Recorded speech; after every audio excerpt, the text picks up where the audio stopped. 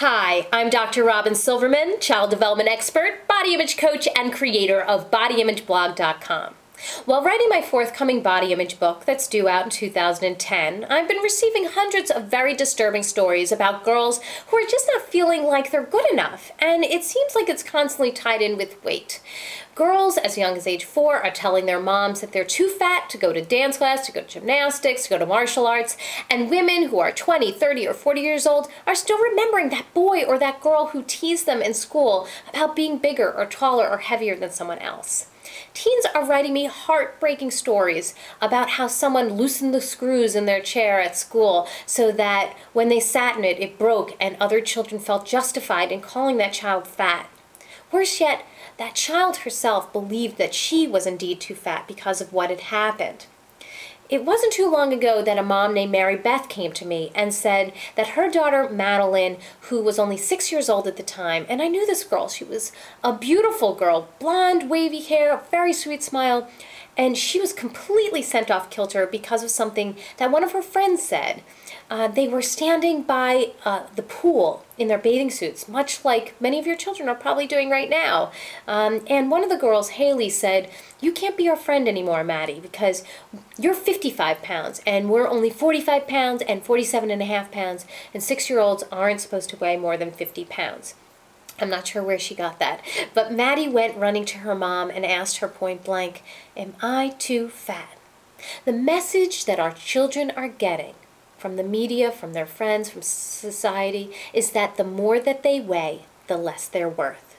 No child should ever feel that she is worthless because of how she looks. When it comes to society's message that thin is in and fat is faulty, what can we do to help our children remember that it's what's inside that counts?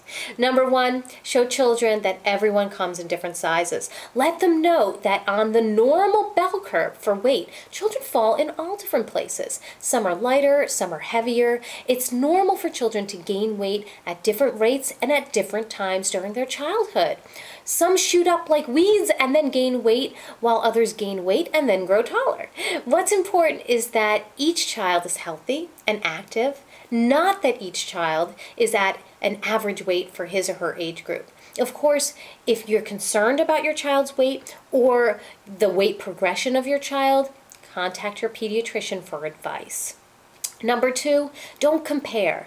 Even within families, siblings will put on weight at different times and at different rates. Of course, they're individuals. Pointing out that one of your children is putting on weight faster or is heavier than another sibling can be interpreted as a criticism that he or she is not fitting into what is normal.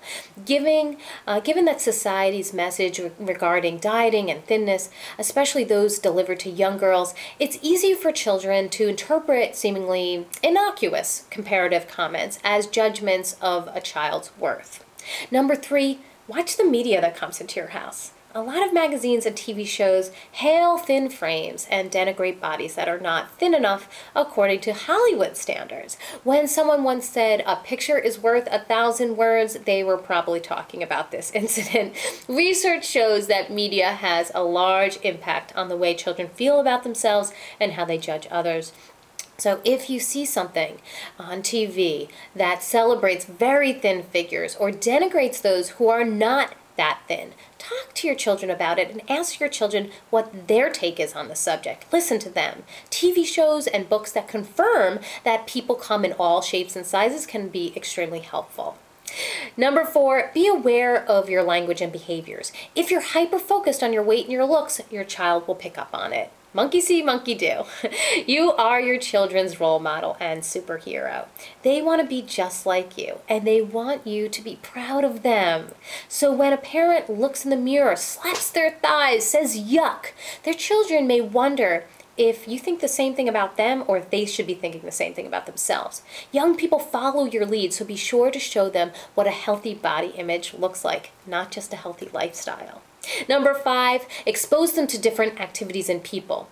When children have the opportunity to meet different kinds of people and do different activities, they learn about and develop strengths. Other people show them that children can be good at all different kinds of things, and how someone looks does not determine their worth or their abilities.